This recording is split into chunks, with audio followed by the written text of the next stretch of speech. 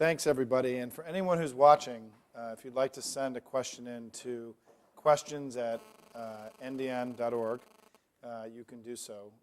And last time we did this, we actually got a lot of questions from our audience outside the room. But let's start. So we'll just open it up to folks in the room who would like to begin. And if you can, we have mics because we are webcasting this, so the folks at home can hear this as well. Who'd like to begin? Any questions? Yes, sir. My name is Paul London. Let me just ask a question for Rob. You pointed out something that I think is very important. That is that it's not just that the banks won't lend, it is that borrowers are much more suspect than they used to be. And that is, it's not clear that people can pay you back. So even big companies like GE are in significant trouble. So there's probably pretty good reason why people won't lend or why banks are holding back. It seems to me that during the Depression, one of the things, if you want to stimulate demand, you may have to create not only better lenders, but better borrowers. Set up things like authorities that have some ability to set up sinking funds that can do what the TVA did, or smaller groups like that. I have never heard anybody talk very much about this. I mean, Felix Rohatyn in New York always talked about an energy authority. But I wonder if anybody is doing any thinking about the development of authorities which can borrow and which will be solid borrowers, so that banks may be more disposed to lend them money, or financial institutions. Well, this is... It needs to be green. There's 3 colors there. You want the green. It's an interesting idea. We are moving into various forms of that. We have, in the banking plan, we're guaranteeing the loans of the people buying the toxic assets. The government is guaranteeing those. Part of the problem here, and I suppose if this, look, the difference between, I call this the Great Recession. The difference between a Great Recession and a Great Depression is sustained policy error. And you can get to sustained policy error either because you don't understand it, which was what happened in the 30s, and indeed we nearly came out of the Depression twice and drove ourselves back into it with bad policy. That happened both in 32 and it happened again in 36-7. We tightened in both cases. We know not to do that this time. But you can get sustained policy error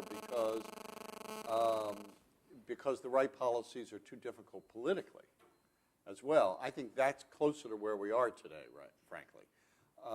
And we haven't made it to the right policies yet. I believe that this administration, if as I suspect and a lot of other economists suspect, the housing plan and the banking plan are not sufficient, that as that becomes clear in 3 or 4 months, they will move to stronger action. And that they will try to force through actually what we have to do. But if they are incapable of that, you have the same result as sustained policy error. And then you have the danger of something that goes on 5, 6 years and is very deep and incredibly damaging to the economy, incredibly damaging. We have enormous fundamental strengths in this economy: human capital, physical capital, innovation. Those things all deteriorate over periods of time if they are not continually replenished. And that's what can happen in a Great Depression. It's not just that you lose the possibility, the opportunity for growth, is that you depress the whole base of the economy for a long time. If we come to the point at which that begins to look like a possibility, then you begin looking at much more radical steps, and such as much broader guarantees for lending. If we get to that point, the economy is, when we come out of it, it's not going to look much like the economy today. We are still holding on to the basic neoliberal approach to economics through this. That is, we have not moved to social democracy. But look, neoliberal economics failed with respect to the financial system. And I don't, there's no other way to describe what happened. And if it fails in the recovery, then we'll end up with a different approach to the relationship between government and the economy. I just want to add one thing to that, Paul, and this is, Rob and I wrote an essay 4 years ago called Crafting a Better CAFTA, and it was during the CAFTA debate, and it was about the idea that because America had been going through, during the Bush recovery, a period of sustained GDP growth, sustained productivity growth. At that point, corporate profits were high and the market was doing well, and incomes had gone down and wages had stagnated, which for anyone who has studied classical economics, right, that's not supposed to be possible, and is that you would have a period of sustained productivity growth higher in this decade than in the 90s, by the way, and incomes went down. I mean, in the Clinton era, a typical family saw their median income go up $8,000. Under Bush, the typical income went down over $1,000 during a period of economic growth. And remember that before the recession began, right track, wrong track, the polling question about whether the country's on the right track or the wrong track, was at 81% wrong track, the highest ever recorded, before the recession began. Because the recession began in the American middle class in the middle of this decade. And then I think the thing that we haven't completely factored in to our understanding of where we are in the U.S. is that the American consumer experience during this decade has been one where they saw their wages and income stagnate or go down. Their assets inflated dramatically. They borrowed off of those assets. The assets have collapsed. They still have the debt. They have now fear of unemployment, right? Which if in a wage earner family, if one person loses their job, they lose their house, right? Because they can't afford the mortgage. And you've got a huge question, I think, about sort of how does demand, is the mighty American consumer going to come back? Or is the responsible thing to do in this new era of responsibility that we all live in for American consumers to get their home balance sheets in order, meaning paying down debt and not buying anything for the next 3 to 5 years, right? And if that happens, which is not an unreasonable thing to do if you owe a lot of money and and credit card rates are being, gouged up to 30% in some cases. I mean, the banks are not acting responsibly with consumers right now. We don't have a new day between the American banking system and consumers, the American financial system. They're still, trying to squeeze as much juice out of the American consumer orange that they possibly can, right, for their own balance sheets. There is a real question about how much, and this gets to what Rob didn't say, which he could have, is, do we need a massive secondary stimulus? I mean, because I've always said we need another stimulus. Right. In order, because the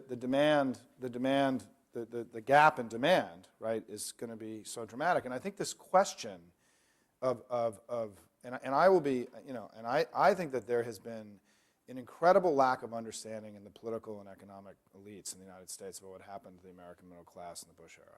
It has been the central issue defining American politics since 2005. It's what pushed the Republicans out of office in 2006. It certainly was the central issue that pushed John McCain out of the campaign in 2008. And it is the central issue still driving American politics today. And I think this administration has been caught a little by the populism that has exploded. And the reason why is guys like Geithner and Froman and others, all of my friends, all of our dear friends, right, I don't think have really incorporated adequately the understanding of what had happened to the American middle class prior to the recession and the financial collapse.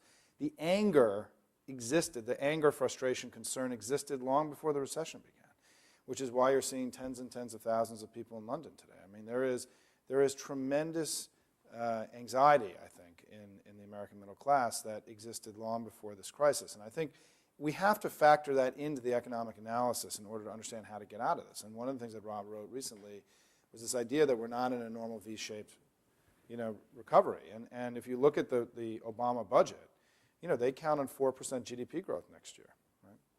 And the only person in the United States who thinks we're going to have 4% GDP growth next year is Peter Orszag, right? I mean, there's not another. The CBO radically rejected this and sort of, and what's troubling, I think, and I'll end with this, is that Dr. Naim said this, is that there is one group in the United States who's holding firm to this notion, the Merkel-Sarkozy strategy, which is the Republican Party. I mean, the Republicans today announced the House Republicans announced their budget, which called for an immediate domestic spending freeze for the next 5 years and holding all domestic spending, playing deep, right into the hands of the not reinflating the economy in a time of tremendous demand collapse. And we have a great challenge domestically, which is the Republican Party has become irresponsible and crazy at a moment of tremendous national crisis, which may be continuing where they've been for this decade already, right? But I think that they are not moving towards becoming a responsible partner, making Obama's challenge, I think, that much greater. Other questions? And if we have, when we get questions from the internet, let us know. Yes, sir. Thanks. Hi, my name is Steve Brandt. I'm from New York City. And Rob, I wanted to key on a comment you said, which is that we have no model for this. And I come from a design background.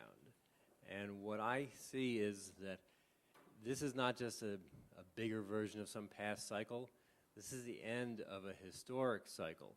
If you look at economics being a product of culture, see, I'm not an economist, but I study cultural evolution, and we've got a global situation that is no longer a world of Darwinian competition, because we have this sense that we are all one interdependent human family.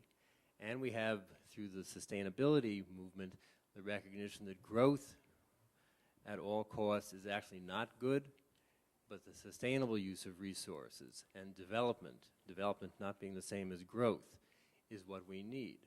So in economics, based on the end of Darwinian competition and global cooperation, and the end of growth being the pot of gold at the end of the rainbow, and development, replacing that is this new model that some people are starting to talk about, but they're not traditional economists, because traditional economists don't, I think, come from this cultural change perspective.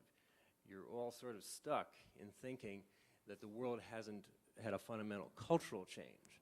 So I'd like to ask you to talk about the notion of this mess being solved when we think in terms of an economics of collaboration and sustainability rather than competition and growth. Thanks. Well, my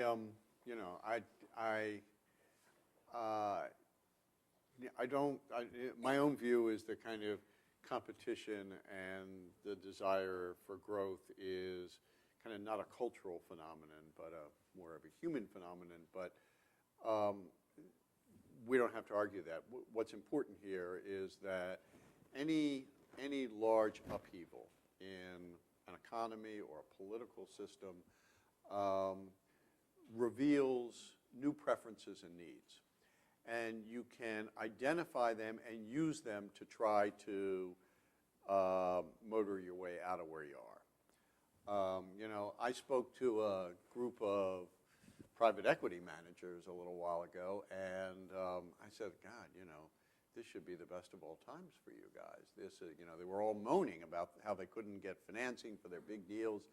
I said, there are thousands and thousands of companies that need your financing now, small companies that have, whose competitors are falling by the wayside, so there are new market opportunities. This should be a great time for you guys if you begin to think of it in those terms. Well, the same thing is true, if in fact our certain traditional industries in the United States, that the weaknesses of those industries has now been starkly revealed by the economic downturn. I think of autos as kind of the obvious case, but it may be true in a lot of other areas too. I'm pretty shocked that GE is in trouble, for example. Well, there are new industries that we need to refocus investment in human capital on, for which we know there will be a significant demand. One of them is obviously less carbon-intensive energy.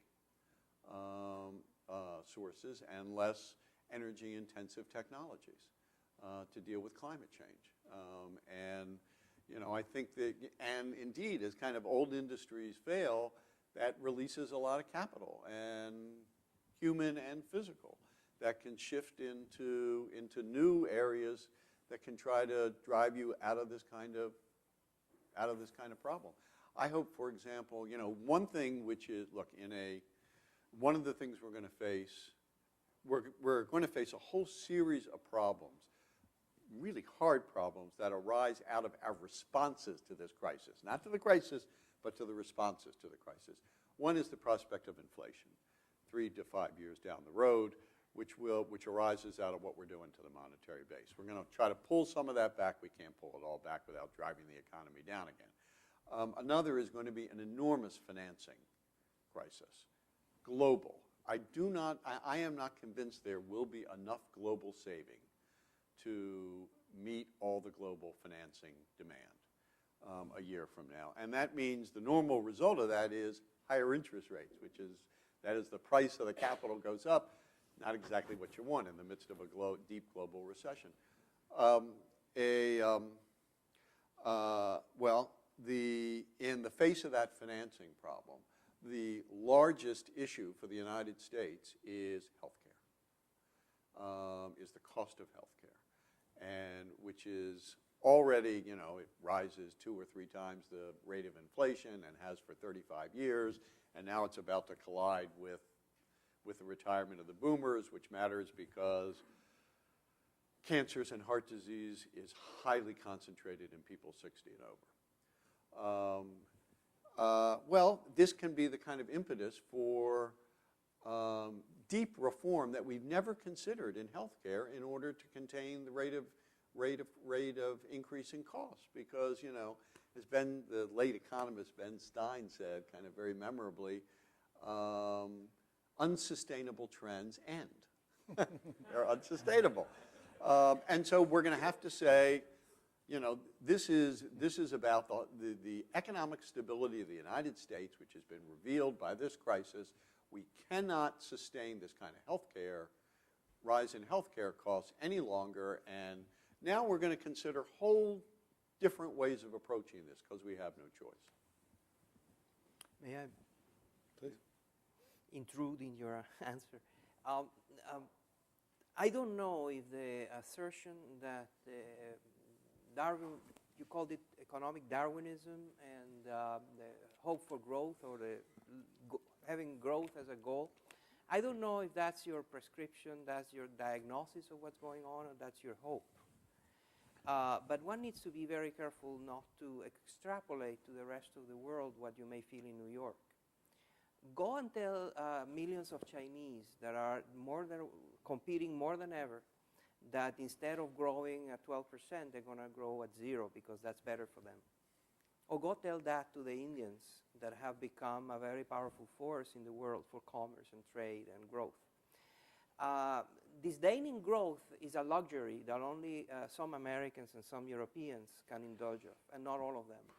Go tell to the people that are going to be laid off in Detroit that growth is not really cool, that it's better, and that it's better not to be that competitive, that it's Darwinian thing is really not that great, that we better stop competing and stop being Darwinian and hold hands with Saab. Okay, good. But there is. I am actually using that point to essentially. It's very easy in Washington and New York to get carried away by perspectives that are dominant here, but have absolutely no bearing in the experiences, hopes, and votes and political behaviors of peoples around the world. And in fact, just one final comment on that is that it's been end-to-end analysis that global competition is going to radically increase in future years because of the coming online, the rise of the rest, as Fareed Zakaria has called it, and that in fact the strongest argument I think Barack Obama has for his budget is that if we want to maintain the standard of living that we have to do more.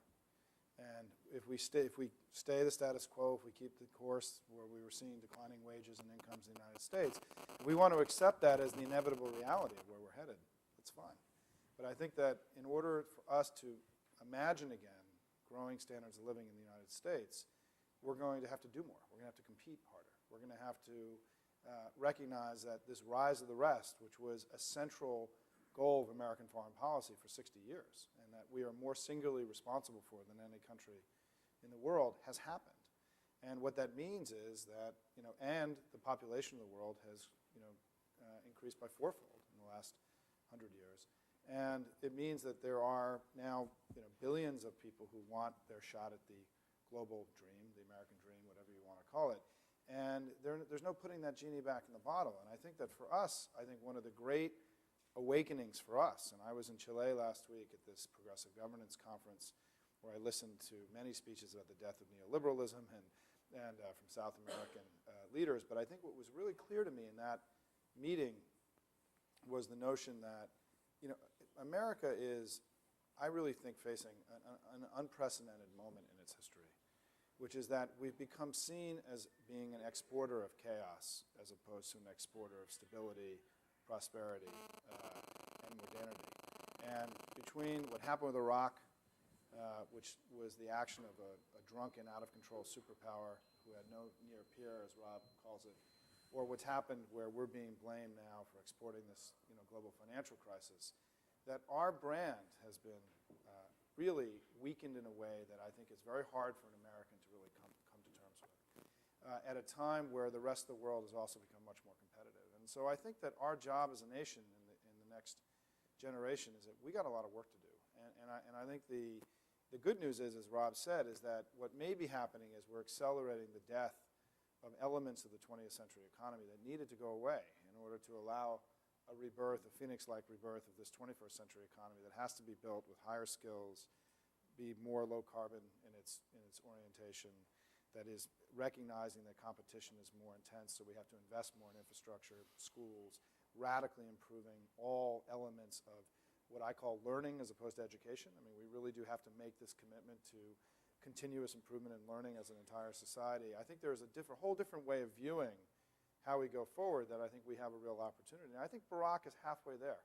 I mean, to his credit, I think he's way ahead of everybody else, and certainly way ahead of Congress, in understanding that this is a transformational moment and not a moment of recovery. We don't want to go back to where we were. Where we were was declining wages and incomes for the United States, for American workers, right? The recovery, I think, is the worst word we can possibly use in this discussion, because we have to go forward and use this opportunity for transformation. And I think that's where I think Barack understands this. The question is, how does he bring along the United States and the rest of the world? And I think that's going to be one of the great challenges going ahead. Yes, sir, please. Oh, hey, Don, how are you? Welcome. Thank you. Don Means, Digital Village. Let's pick up on this point about growth and the view of growth in the developing world. You mentioned that that Fannie and Freddie had serious investors in Europe. I mean, you didn't mention that China also was holding a lot of their paper as well and weighed in on that. But the point of carbon, let's just say, or sustainability, if you want to put it another way, in opposition with growth. I mean, at the individual level, it's a very difficult thing to perceive climate challenges. You're looking at your daily family issue. These are sort of macro level priorities that seem to be in opposition with goals for growth when you're trying to restrain people from doing what they're doing today, which is delaying a resolution of that trend that you say must end, but we've been surprised how many trends last much, much longer than we've predicted. Then they're not unsustainable. If I take your question correctly, I don't think that a serious response to climate change has to impair growth. I both for work here, and I chair a little group called the U.S. Climate Task Force, and we've tried to promote a tax shift approach, which is a shift Al Gore has endorsed. He endorsed it in his Nobel lecture. He endorsed it in Earth and the Balance, in which we apply a tax to energy based upon its carbon content and rebate all the revenues to individuals, either in payments or in cuts in the payroll tax, so you maintain demand. The goal is not to reduce the use of energy. The goal is to reduce the use of carbon-intensive energy and create incentives for people to move to less carbon-intensive forms of energy and set a price on carbon, that's the tax, that allows businesses to figure out what makes economic sense to invest in alternative fuels and alternative technologies. So I don't think that I personally think the cap and trade proposal would impair growth. I think it has a lot of problems, actually, cap and trade. I have a blog today on NDN on that, that the notion of creating a new trillion-dollar market of financial instruments to be traded and derivatized and securitized, one which we know would be subject to enormous speculation because the cap in cap and trade creates volatility in energy prices, so we know there'll be enormous speculation in these instruments. The notion of doing this today is fantastic to me, and it's politically fantastic. The country will not tolerate Congress creating this new trillion-dollar market for Wall Street. And Wall Street has been the primary backers of cap and trade. So I think that proposal would not work. I do think a carbon-based tax system does work, or can work. I don't think we have any choice with respect to addressing climate change. It doesn't mean we have to address it this year. It means we have to address it over the next several years. But it's hitting up against science. It's, against natural processes, which we can't change simply by ignoring them.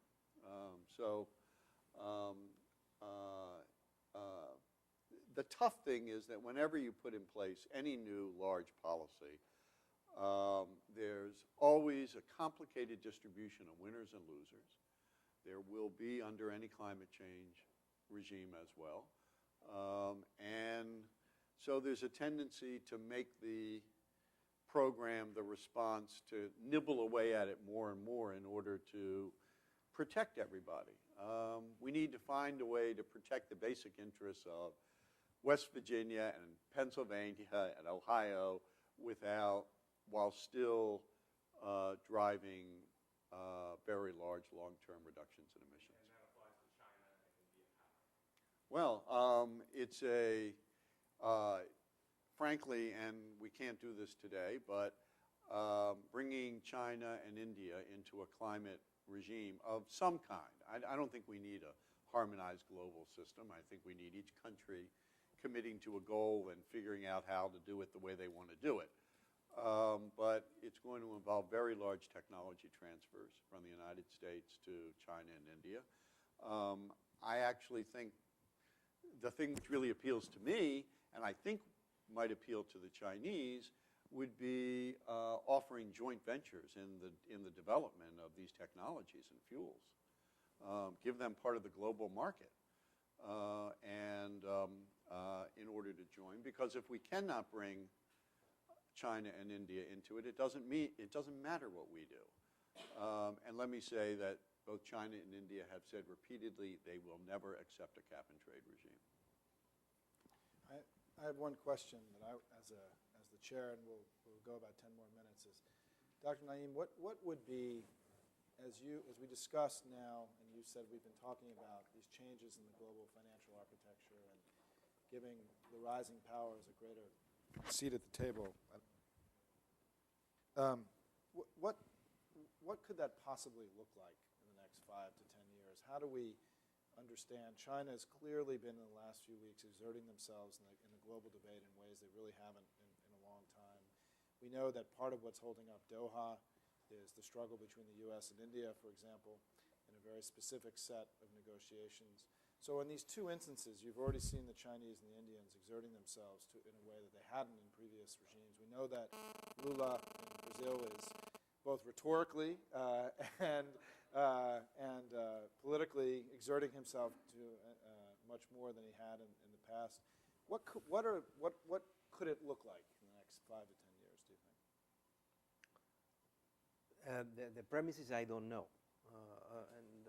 And I don't think anybody knows, because it's not clear that the outcome of all this is a profound decline of the United States and the emergence of others. It's important to keep in mind that others are hurting as deeply and more than the United States. Russia, for example, is one of the countries that has suffered the most as a result of this economic crisis.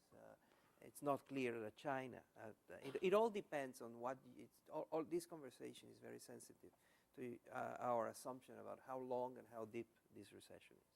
If this goes on for a long time and it becomes very deep, then China begins to struggle in very fundamental ways. The legitimacy of the Chinese government rests on growth and employment generation. If that stops, then there will be very unpredictable political developments in China that can create all sorts of dynamics that will make China a different player in the global system, both for better and for worse. Same with Europe and so on. You can go down the list. Brazil, you mentioned. You can go down the list and discover scenarios then in a prolonged economic downturn will make these countries the prediction that the United States goes down and everybody goes up, it may not pan exactly like that. One area that I think we can be certain that is going to be a different regime is the financial system. I think banks are going to be de-risked. Banks are going to be, we're going to have far more financial regulations. I think that the point about the neoliberal system has failed in the financial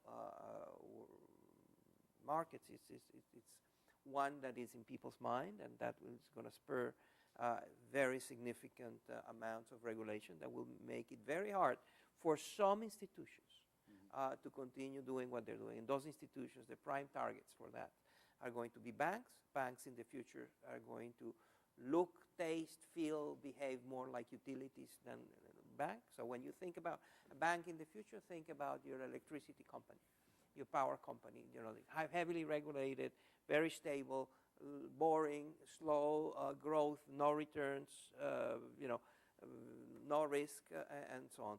Meanwhile, another shadow financial system will emerge that is going to have a lot of tools and a lot of money to play games. The people, the wizards of Wall Street that are now sitting in Greenwich with billions of dollars in dry powder. Not everyone has lost half of their 401ks. There are people that have lots of money that in a lot of countries that have the technologies, have the money, have the institutional capabilities, and they're not going to go to Mars. They're here. And they're going to operate in a system that, thanks to regulation, is going to create wonderful opportunities. So if in the past the excessive reliance of markets created the opportunity for people to become overnight billionaires, the excessive reliance in governments and regulation is going to create wonderful opportunities for speculators and people that are close to governments and know how to game the system that is going to be created. And finally, that goes together in a contradictory and complex way with one kind of protectionism that is not potential but real, and that is financial protectionism. Whereas we are all worried about, and rightly so, about the need to contain any propensity that this crisis will spur in terms of protectionism around the world. And the protectionism for goods, it's there. But it's not there yet, is what I meant to say. The anxiety is there, But we have not seen very fundamental examples of protectionism. We have seen noises, we have seen elements, the Buy American, clause in the recovery here, forcing, bridges with can only be built with American, U.S.-made steel, and things like that. We have seen some of that, but you cannot argue that the world has entered into a major protectionist phase. You can argue in terms of goods, but you can argue that the world has entered into a major, profound protectionist stage in financial markets. We are living already in a world where international financial integration is going to be far more limited, and the government-imposed obstacles to international financial integrations are huge. It's going to take years to take them out, if at all. And as governments have bailed out their financial systems, they have also ring-fenced them against the presence of foreigners. So that sounds great, except if you're a strong, sound, smart Canadian bank that has been doing things well, and Canadian banks have been doing things, and now you want to operate in the United States or in Spain or in one of the European countries, and you have to compete against rivals that are either owned by the state or have all sorts of government guarantees and that are offering their depositors, complete insurance. So the potential of a strong, competitive, healthy bank to operate in an unhealthy financial system has been disappeared. And that's one of the collateral damages of this financial bailout. Why don't we end with final thoughts? And then we're a little over time. Okay. Dr. Naim? Yeah. Look, these are the times that really test societies. They test all of us.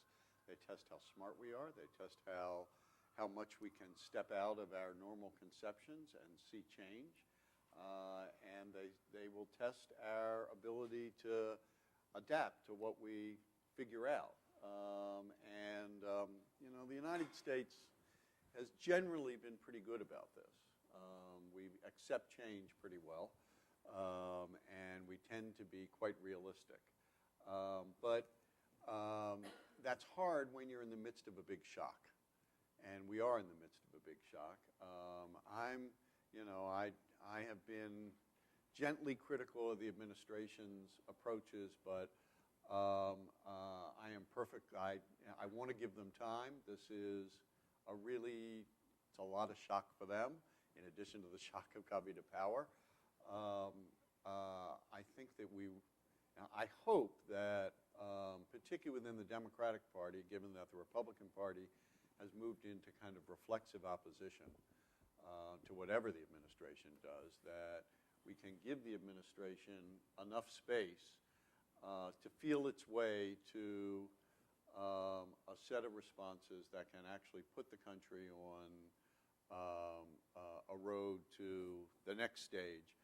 And Simon, I agree with Simon entirely.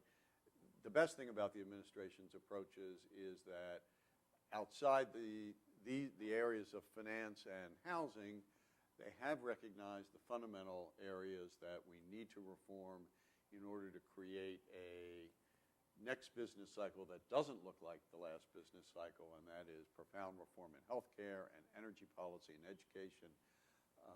And we really need to support them in that, too.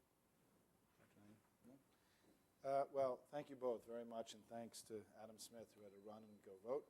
And thanks to all of you for coming today. And obviously, there'll be more. Stay in touch. We blog every day, probably too much, at ndnblog.org. And also, be sure, if you haven't, to check out the new online version of Foreign Policy magazine. It's really one of the most innovative, I think, thoughtful, new intellectual endeavors in town. And it's certainly something worth checking out. So thank you both very much.